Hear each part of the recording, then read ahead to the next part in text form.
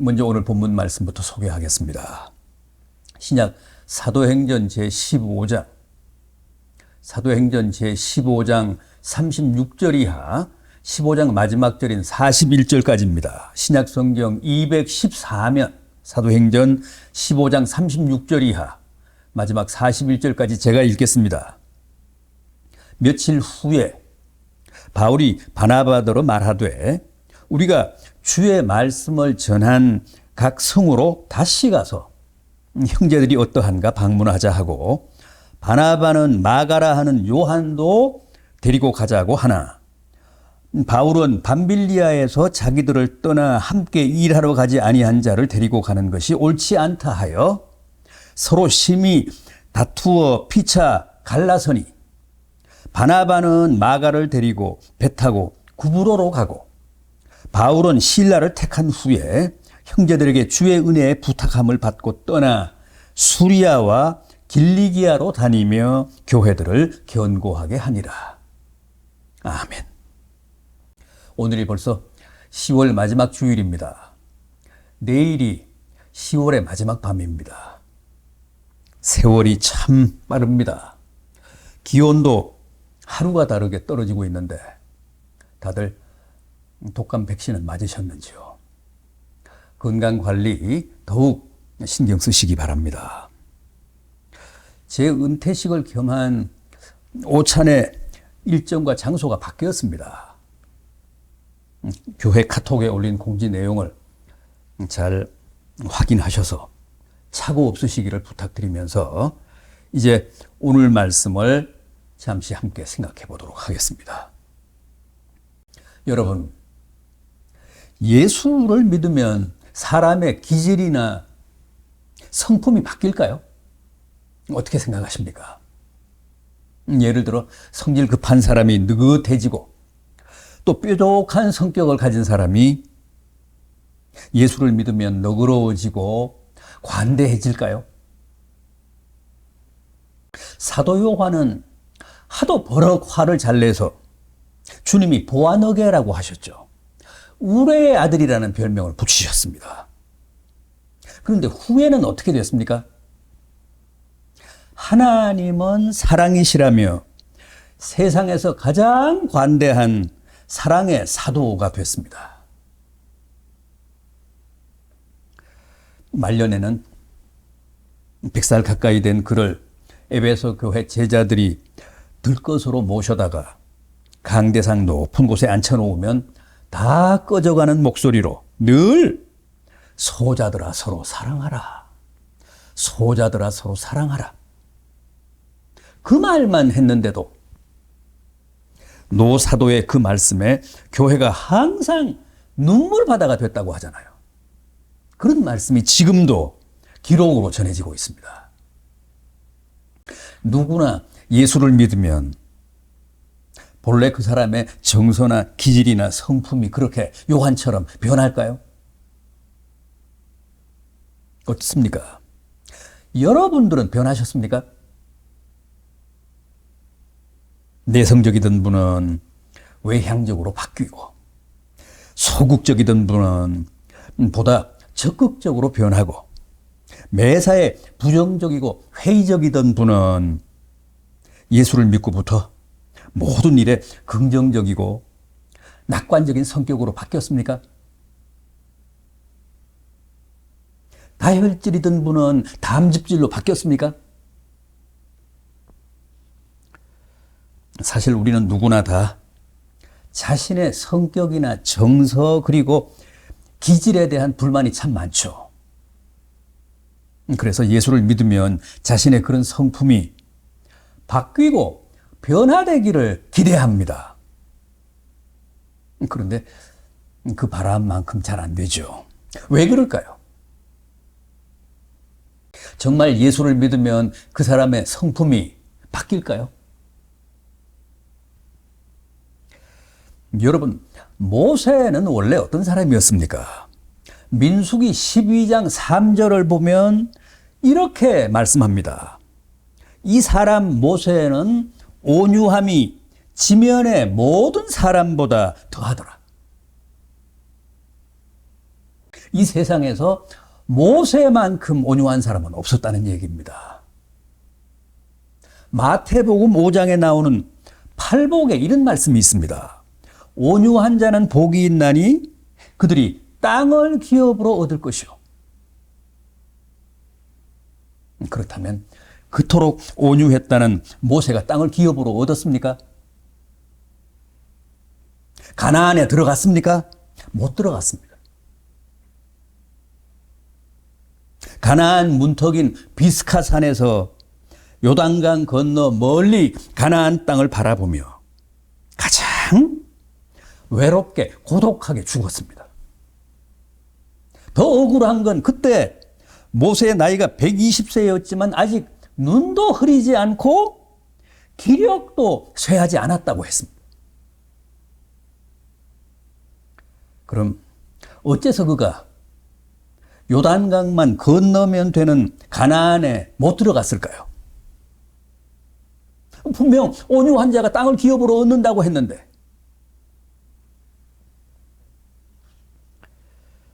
무리바 사건 때문이잖아요. 무리바 사건이 뭡니까? 이스라엘 백성들이 신 광야 무리바에서 물이 없어 폭동을 일으켰습니다. 하나님을 원망하고 모세에게 대들며 난동을 부렸습니다. 그때 모세가 하나님께 기도하자 하나님이 뭐라고 하셨습니까? 백성들을 다 모으고 그들 앞에서 저 반석을 향하여 명하여 물을 내라고 하셨습니다. 모세가 하나님이 분부하신 대로 백성들을 다 모으고는 어떻게 했죠? 하나님의 말씀대로 하나님의 명령대로 하지 않고 그야말로 불같이 화를 내며 가지고 있던 자신의 지팡이로 반석을 2차례나 후려쳤습니다. 물론 3번 터졌습니다마는 그 일로 하나님이 모세의 그 분노와 혈기를 문제 삼으시며 너는 가나안에 못 들어간다 그러셨습니다. 그토록 온유했던 사람이 결정적인 순간에 성질을 부려 하나님의 영광을 욕되게 함으로써 천추의 한을 남긴 겁니다. 제가 오늘 봉독해드린 본문은 2000년 기독교사의 최초의 이방 선교사, 해외 선교사였던 바울과 바나바가 제2차 선교 여행을 앞두고 대판 싸우고는 결국 서로 갈라서는 대목입니다. 이 두 사람은 원래 성령의 계시로, 성령의 지시로 한 팀을 이루어 해외 선교에 나섰던 사람들이었습니다. 그럼에도 이렇게 다투고 싸우고는 허무하게 서로 헤어지고 말았습니다. 그런데 이 두 사람의 다툼에서 훨씬 더 흥분하고 강경했던 사람은 역시 바울이었습니다. 바나바는 그 전도 여행에 자기의 사촌이자 후에 마가복음을 기록한 마가를 데리고 가자고 했고, 바울은 마가가 제1차 전도 여행 때 동행하다가 힘들다며 도중에 돌아가 버렸기 때문에 그런 전력을 문제 삼아 절대 안 된다고 거부했습니다. 여기 바나바는 원래 돈 많고 땅 많은 부자였는데 성품도 대단히 온유하고 관대한 사람이었습니다. 예루살렘의 사도들이 그에게 붙여준 별명이 뭐였습니까? 사도들마저 그를 다 존경하며 권위자라고 했습니다. 권위자란 권하고 위로하는 자, 그런 뜻입니다. 권위자. 이 권위자에서 바로 요즘 교회 주요 직분인 권사가 나왔습니다. 이를테면 바나바가 바로 권사의 원조입니다. 그래서 감리교회는 남성 권사도 있잖아요. 사실 처음에는 예루살렘 교회 사도들이 바울을 믿지 않았습니다. 그동안 워낙 악명이 높았기 때문에 예수 믿는 사람들을 색출하기 위해 위장 회심을 한 것으로 의심하며 극도로 그를 경계했습니다. 그때 사도들의 신망이 두터웠던 바나바가 나서서 바울을 적극적으로 소개하고 신원 보증을 서고 바울의 후견인을 자처하며 그의 기독교 적응을 적극 도왔습니다. 사실 바나바가 바울의 유일한 멘토였습니다. 그런데 바울의 성격은 그와 정반대였죠. 아주 강직하고 열정적이고 다혈질이었습니다. 갈라디아서 1장 8절을 보면 바울의 이런 말씀이 나옵니다. 하늘에서 내려온 천사라 할지라도 내가 전하는 복음 외에 다른 복음을 전한다면 그는 저주를 받으라. 얼마나 과격합니까? 역시 갈라디아 2장 11절 이하인데 거기에도 충격적인 장면이 나옵니다.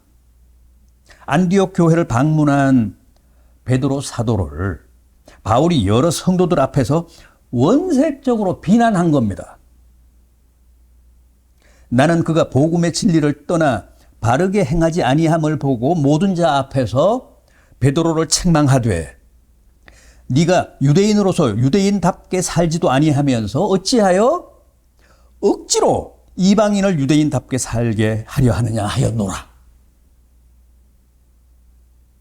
바울이 베드로를 향해 공개적으로 그따위로 살지 말라며 비난했다는 겁니다.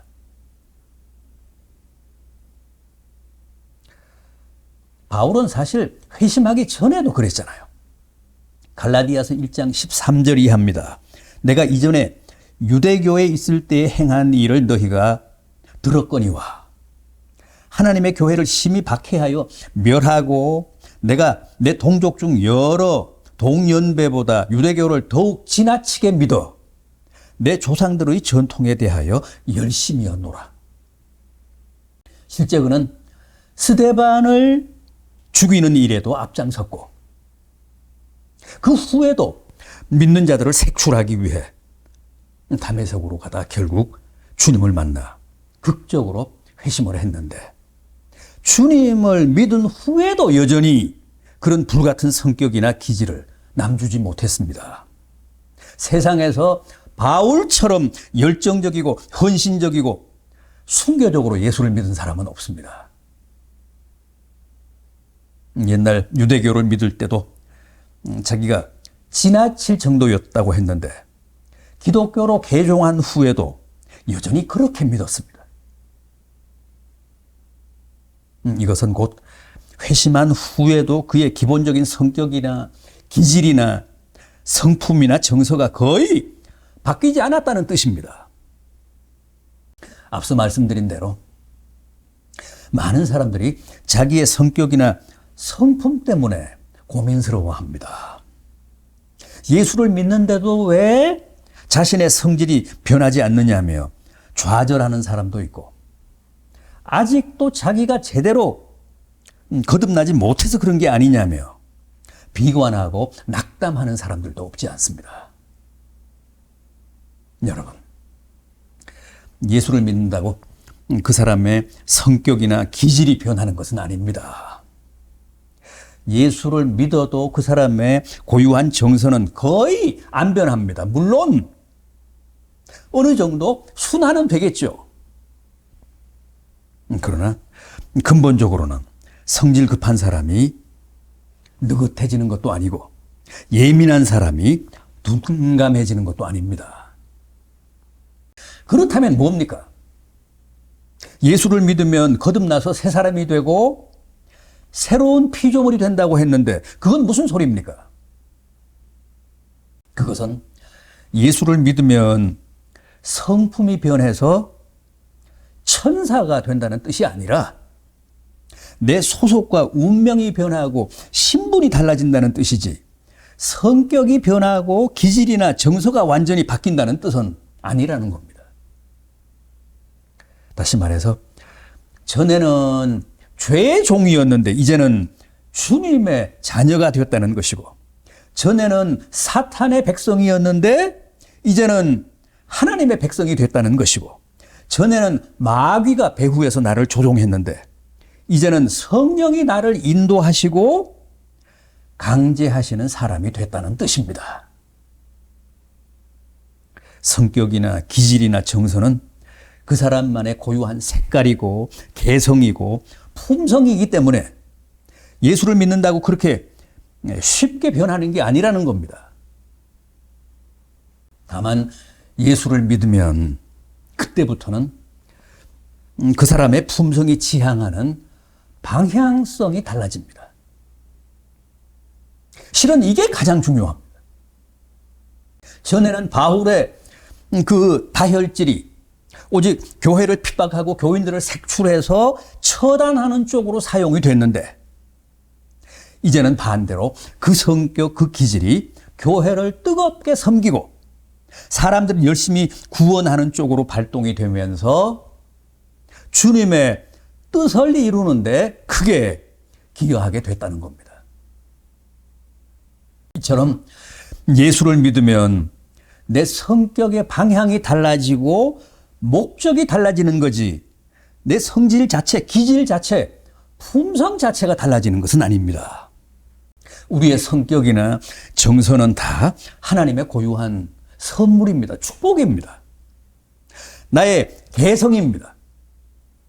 따라서 다 소중한 겁니다. 그러므로 부정하거나 미워하거나 비관할 게 아니라 오히려 사랑하고 존중하고 용납해야 합니다.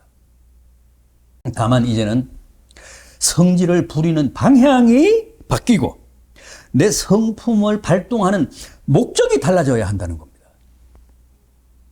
급하면 급한 대로, 강하면 강한 대로, 날카로우면 날카로운 대로, 오직 그걸 주님의 영광을 위해 사용해야 합니다. 전에는 어떻게 했습니까? 주로 이웃을 해치고 교회를 핍박하고 주님을 욕하는 데 사용했습니다.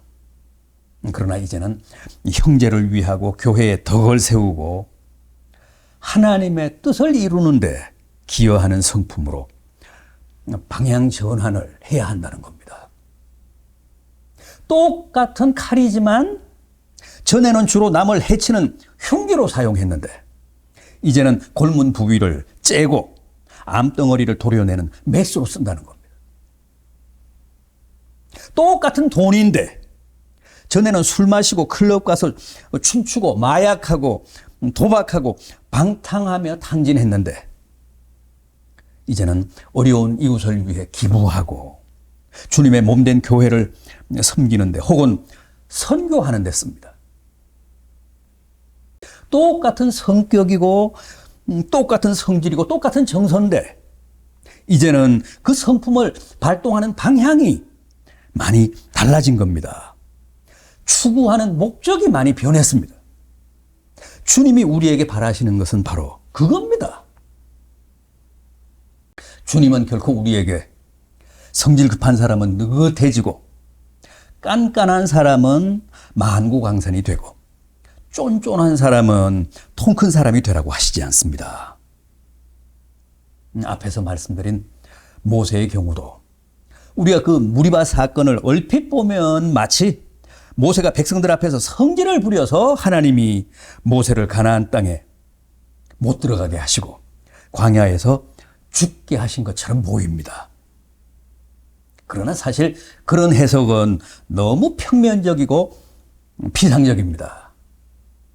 무리바 사건의 진정한 의미는 천하 없어도 수시로 하나님을 대면하기까지 한 모세라 할지라도 율법으로는 가나안에 못 들어간다는 뜻입니다. 모세는 율법을 대표하는 인물이잖아요. 창세기, 출애굽기, 레위기, 민수기, 신명기를 우리가 율법서라고 하는데 모세가 썼다고 해서 모세 오경이라고 하지 않습니까? 하나님이 모세를 통해 주신 율법이기 때문에 그렇습니다. 따라서 모세는 율법을 대표하고 상징하는 율법의 화신 같은 인물입니다. 그래서 천국을 상징하는 가나안에 그를 굳이 못 들어가게 하심으로써 율법이 아니라 복음으로만이 천국 간다는 사실을 널리 계시하신 겁니다. 그 사건을 통해, 모세의 희생을 통해. 따라서 무리바 사건을 오직 모세의 성질이 부른 비극으로만 해석하는 것은 결코 옳지 않습니다. 그렇게만 보는 것은 그 사건이 가지는 심오한 계시적 의미, 복음적 의미를 놓치는 겁니다. 주님은 우리 각자의 고유한 정서나 성품을 다 인정하시고 존중하십니다. 다만 우리가 자신의 그 개성 있는 성품과 기질로 하나님의 뜻을 이루라는 겁니다.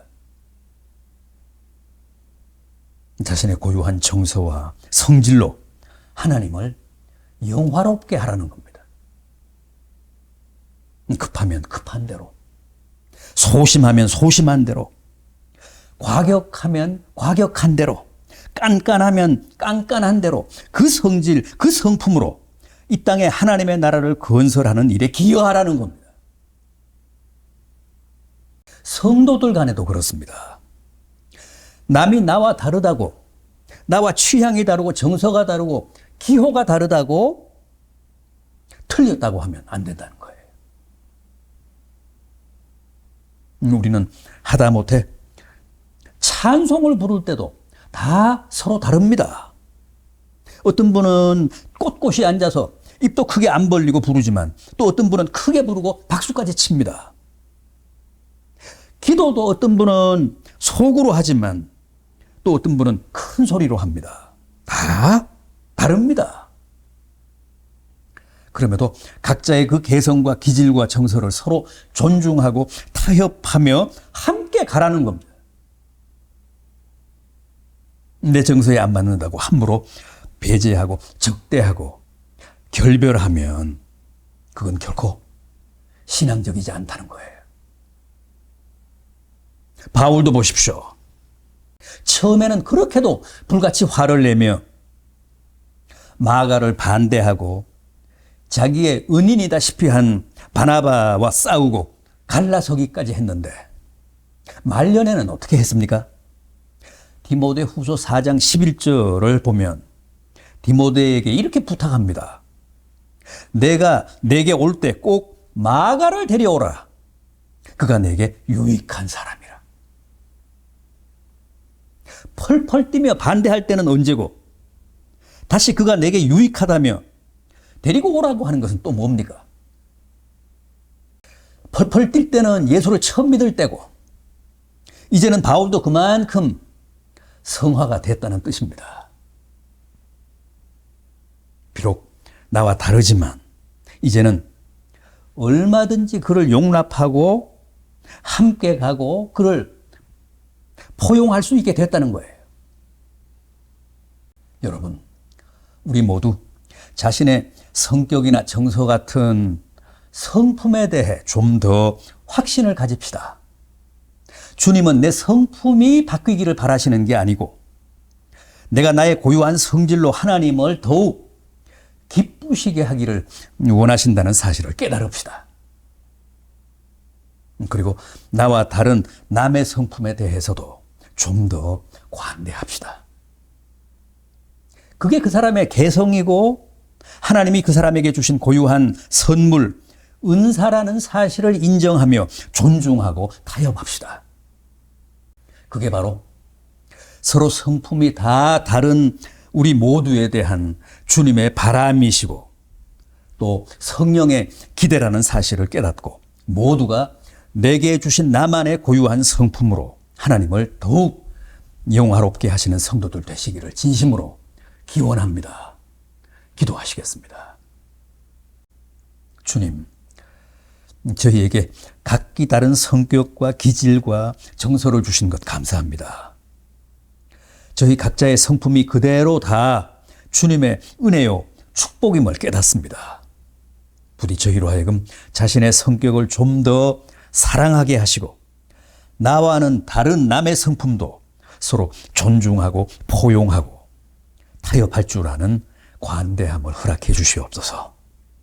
저희의 성품이 주님을 욕되게 하거나 자신과 이웃을 해치지 않고 오히려 주님의 뜻을 이루고 이웃을 사랑하는 데 기여하는 선한 도구가 되도록 축복해 주시옵소서. 혹 올해도 내 성질 때문에 남을 해치거나 하나님의 영광을 욕되게 한 부분이 있다면 깊이 반성하고 회개하는 이 연말이 되게 해 주시옵소서. 이 시간 저희들 주님 은혜에 감사하는 마음, 주님을 사랑하고 더 깊이 신뢰하는 믿음으로 귀한 예물을 드렸습니다. 모든 사정이 최악인 중에도 주님이 베풀어 주신 은혜로 여기까지 왔음을 고백하며 바치오니 저희가 드리는 이 11조와 감사헌금, 주일헌금, 비전 월정헌금, 차량헌금 등을 흠양하사 값지게 하시고 큰 보람과 감사와 기쁨이 충만하게 하시옵소서. 가족들의 안전과 건강을 책임져 주시고 환자들 모두 하루속히 쾌차하게 하시고 기온이 더욱 떨어져 싸우니 고향의 부모님을 붙드사 출입을 지키시며 지병과 노환을 관리해 주셔서 그 여생이 주 안에서 더욱 복되고 품위 있게 하시옵소서. 자녀들을 부탁드립니다. 올해도 학업과 진로를 관장하사 모두 아름다운 열매를 거두게 해 주시옵소서. 수능이 얼마 남지 않았습니다. 남은 20여일 모두가 집중해서 마무리 준비에 최선을 다하도록 수험생들을 격려해 주시옵소서. 사회생활하는 자녀들, 해외에 나가 있는 자녀들을 이끄사 늘 그 중심에 주님을 모시고 기도하며 믿음으로 승리할 수 있도록 성령으로 역사해 주시옵소서. 이런저런 계획을 세우고 준비하며 기도하고 있는 자녀들의 만사도 합력하여 선을 이루게 해 주시옵소서. 부디 올해도 저희 자녀들을 통해 주님 영광을 받으시고 또 거룩하신 뜻을 이루시며 이 땅에 하나님의 나라를 더욱 확장하시옵소서. 가장들을 지키사 각종 암으로부터 각종 성인병으로부터 코로나19와 독감으로부터 보호해 주시고 늘 기도하며 믿음으로 사는 이 시대에 참된 의인들 다 되게 해 주시옵소서. 주부들에게 기도의 은사를 부어주사 금주까지 이어지는 4주간 특세에 힘껏 참여하게 하시고 사랑의 은사로 충만케 하사 각박한 세상을 살며 남을 더 많이 용서하고 포용하며 사는 주의 진정한 여종들 되게 해 주시옵소서. 생업을 축복하사 이용할 양식에 애로가 없게 하시고 주의 가정 모든 필요를 주님이 친히 공급하사 늘 자족하며 감사하는 가정들 되게 해 주시옵소서. 주님, 연초부터 기도해온 2022년의 간절한 바람들이 있습니다. 각 가정의 소망 하나도 헛되지 않도록 다 들어주시고 응답해 주시옵소서. 끝까지 포기하지 않고 기도하게 하사 올해도 모두가 승리하게 하시옵소서. 이제 이 해가 지나고 새해가 되면 저희는 모두 새롭게 출발합니다. 불안이나 두려움보다는 주님 인도하심에 대한 기대와 희망을 가지고 확신을 가지고 기도로 준비할 수 있도록 저희 모두를 격려해 주시옵소서. 오늘도 이 땅에 주님의 따뜻한 사랑의 빛을 비춰주사 저희가 서로 격려하고 용서하고 사랑하며 더불어 살아가기에 부족함이 없게 해 주시옵소서. 예수 그리스도의 이름으로 간절히 기도하옵나이다. 아멘.